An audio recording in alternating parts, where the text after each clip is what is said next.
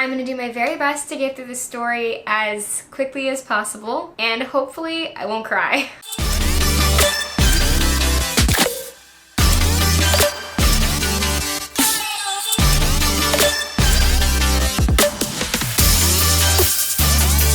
As of this Saturday, June 1st, 2019, it will be 10 years since I was diagnosed with type 1 diabetes, which was on June 1st, 2009. It's actually insane to think that it's been 10 years. It feels like yesterday, and it also feels like it's been my whole life. I really don't know how to explain it better than that. I was diagnosed a month after my 13th birthday. I remember thinking when my 13th birthday was gonna roll around that I hoped it would be something memorable. And I was trying to plan like what I would do for my birthday party so it would be something memorable. And I guess the universe took care of that for me. So before I was diagnosed, obviously I showed plenty of symptoms and I was sick for a while actually. My symptoms came in the forms of decreased weight, increased appetite, constant and excessive dehydration, consistent being sick with different colds or flus and things like that, headaches, changes in my mood, and I'm sure there are a lot of others, and maybe they'll come to me. I was showing these symptoms for a while, but I was definitely the most aware of it for the 5 weeks leading up to my diagnosis. So for over a month, I went to my pediatrician every single week. It was every Friday, and he'd be like, well, now it's a cold, now it's a flu, now it's strep throat, now it's something else. And it kind of kept going like that. And finally, after the 5th week of going, the doctor was like, look, I have to test you for mono. And I freaked out because I was terrified of needles. So I begged and begged and begged, and the doctor agreed he would wait 1 more week. He said, if you're not better next week and you're here again, we're gonna have to test you for mono. Naturally, I was there the next week. So I went back, I was still sick. He said, okay, we have to do the blood test. And while I was there, my mom mentioned, oh, and she's been downing bottles of water. And it was true. I mean, I had been drinking bottles of water in insane amounts. I would have a friend to sleep over and I would bring in just a big armful of water bottles, and she was like, oh, thank you. And I was like, no, these are all for me actually. It would be like the middle of the night. I would wake up so dehydrated. I would drink a bunch of water and then I'd have to go pee. Oh, that was the other thing, frequent urination. Have to pee, and then I'd come back, go back to bed for like 10 minutes, wake up, need to drink water again. I'd drink a whole bottle of water in like 1 gulp, and then I would go to the bathroom again. And I would do that over and over and over again. And the doctor heard what my mom said, and I saw this light bulb go off in his head. And he was like, there's something else I want to check too. So that was Friday. We did the blood test after all of my kicking and screaming and crying, and we knew we wouldn't get the results until Monday. I remember leaving the doctor's office that day really scared. I remember thinking to myself, whatever it is, I don't want to know. And I was so lethargic, so dehydrated, so tired, but the one thing I wanted to do was go to Disneyland. And so I asked my mom if she would take us to Disneyland, so she took me and my sister. I was so sick and so small that I actually fit in a children's stroller, and my mom rented it to drive me around for a few hours because I didn't have the energy to walk around. I was literally there for like 2 hours, and I asked my mom if we could go back home because I was too tired. And then Monday rolled around, and as we were driving to the doctor's office, I told my mom, whatever it is, I don't want to know. And the only suspicion we had was either mono or somebody had mentioned diabetes. But to my knowledge, diabetes was something that only happened to people over a certain age or over a certain weight. And since I was severely skinny at this point, like I was 13 years old, and I think I weighed somewhere between an average 10 or 11-year-old's weight. So to me, diabetes was so out of the question. But I just knew that it would be something big and something scary, and obviously I didn't get my wish. I couldn't avoid going to the doctor that day. So we went to my pediatrician again, got upstairs, sat in his office. He had the results with him, but he wanted to verify it. So he tested my blood sugar using this little finger prick machine. I remember it cut a crescent shape in my finger and like cut like this little like slice into my finger, and I remember it hurt so bad. And she got blood, and the reading was so high that the meter couldn't read it. So apparently, according to my blood test results, my blood sugar at the time was 565. Just for context, an average person's blood sugar is around like, I think like 90 for someone who doesn't have diabetes. So it was definitely high, and it was scary. And after confirming it with the test in the room, my doctor said, we need to get you somewhere immediately. And so he gave me the nearest endocrinologist that his office worked with, and I went to that endocrinologist endocrinologist, and I got measured by those doctors in that office. And before we left, my pediatrician, he told us to write down any questions we had. He said, I believe it's something called type 1 diabetes. Any questions you have about this, write it down and take it with you to the next doctor. I remember it was written down on this little Hello Kitty notepad that my sister had in the car, and we had a bunch of questions, you know, like, how will this affect my life? What does it mean? What body part does it associate with? Like, all of these things. And one of the questions was, is she going to die? And I was really, really scared. I think that was when it finally set in that it was gonna be as bad as I had thought or feared. So the doctor answered all of our questions as much as he could in that short span of time that we had with him, and he said, okay, now you're gonna go downstairs and go across the street and check in over there. My mom was like, what are you talking about? And he was like, the hospital. So we went downstairs and we went across the way and we checked into the hospital, and all this time I was so sick that I was just really disoriented. But I remember just sitting there with this panic in my chest. And then they called my name in the waiting room, and we followed them back in the hospital down all these winding halls, and they took us to this room that had a sign that said PICU, which is Pediatric Intensive Care Unit. And my mom was carrying me, I think, at the time, and she said, oh no, like, we're not supposed to go here, we're supposed to go to a room. And the nurse said, no honey, you guys are supposed to be in here. I didn't even know what it meant. I just knew that intensive care unit was scary. And they took me into a room, set me down on a bed, started hooking me up to all these machines, and when they tried to put my IV in, my veins, because I was already so small, so emaciated, and so dehydrated, my veins had glued themselves shut almost. It was really crazy. It took them actually 2.5 hours to get an IV in me, and that was sticking me in every available place. They did my arm on both sides, they did backs of my hands, they did the backs of my wrists, they did just everywhere that they could think of. They were trying to get an IV in. My mom was flipping out because I was in so much pain. Like, you know those little tissue packs that you used to take to school on the first day? I had one of those in my mouth because I was screaming from the pain, and they said I was scaring the other kids in the ward. So my sister gave me hers, and I bit down on it, and I actually was in so much pain. I bit a chunk out of it. Like, a literal just like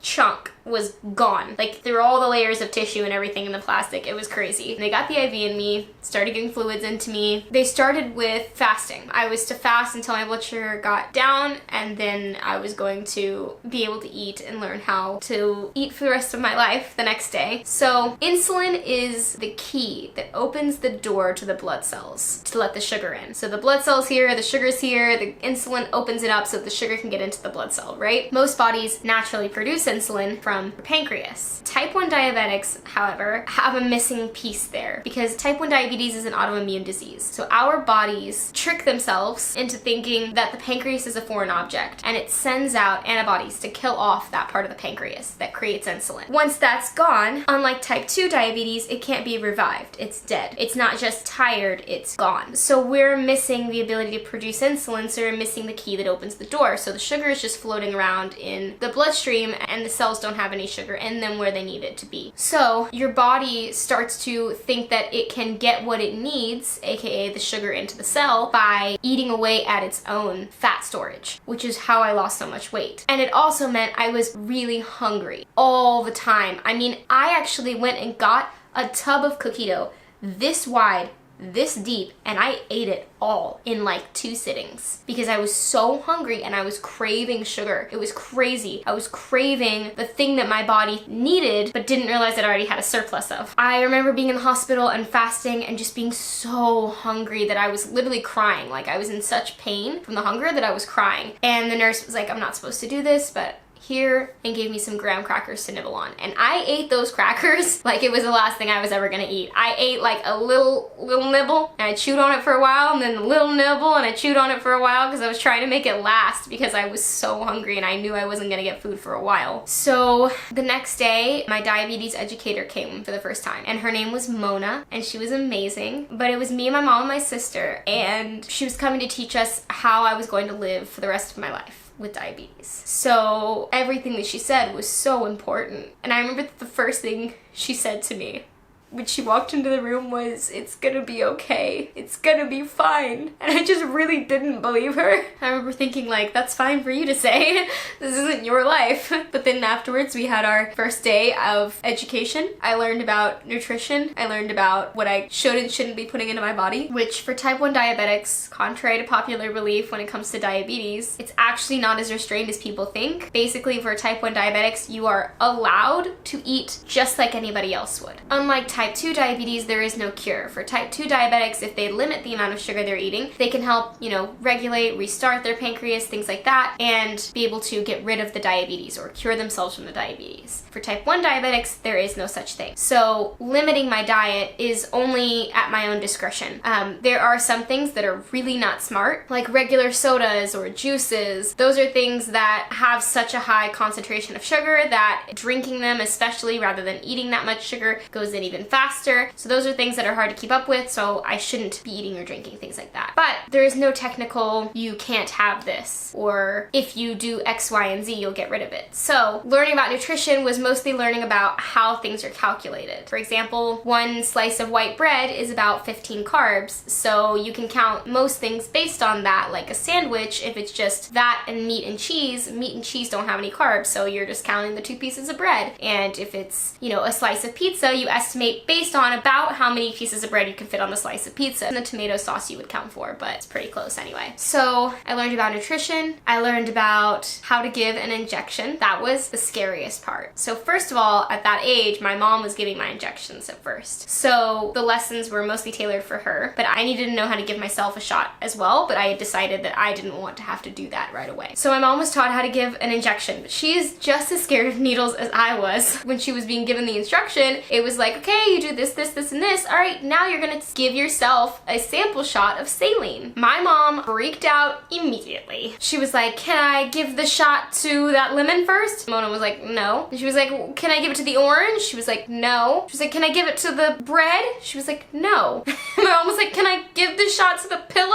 And Mona was like, okay, you can give it to the pillow. So my mom gave the injection to the pillow first, and then she had to do it for herself. And then she realized, she was like, oh, the needle actually doesn't hurt that bad. It's not that bad. So then the next step was giving it to me. And I remember the first meal I calculated for was half of a banana, a bowl of Lucky Charms cereal with milk, and I want to say some graham crackers. I was really hungry. So we calculated all of that, and I learned my ratios, like 1 unit of insulin for every 10 carbs. At the time, it was 1 unit of insulin for every 15 carbs. And my mom gave me my first injection, and it wasn't that bad. I think at this point I was so out of it that I was kind of disassociating, because I was really scared of needles, but I think after the trauma of trying to get the IV in and everything that had been going on for the past couple of days, I just kind of like zoned out, and so it was a lot easier to give me the shot because I wasn't panicking. We did that, and then the second day came around, and the next day, the third day, was going to be my sister's promotion from 5th grade. So all of my grandparents were coming in from Arkansas, and I really wanted to go. So I kept begging the nurses and the doctors, and I said, look how good I'm doing. I can give myself a shot. I can do all these things. Can I pretty please be released a day early? And I actually was doing really well, so they allowed me to do it, with the rule that I would come back later in the day after her promotion and go for my final few hours of lessons. So the day came around. After the second day of my training, I learned as much as I possibly could, and I was looking forward to that third day. So I got out of the hospital in the morning, and I got to go to my sister's promotion, which was super exciting. And then afterwards, the ceremony was over, and doors opened, and it led out to a little reception they had set up at the elementary school. And they were cutting and serving cake. And I remember running up to it, and they handed me a piece of cake, and I took it, and this realization washed over me, where I understood that my relationship with food had changed, and that never again would I be able to just run up and grab a slice of cake and start eating it and then move on with my day. That there would have to be the step before that, which is testing my blood sugar, and then delivering the insulin, and then waiting 10 minutes, and then being able to eat the cake, and then hoping I corrected enough for it, and then doing some tests afterwards, and then maybe I didn't give enough insulin, so then I have to give another shot of insulin, and all of these things that were going to come along with eating. And I remember handing the cake back to him and just going, never mind.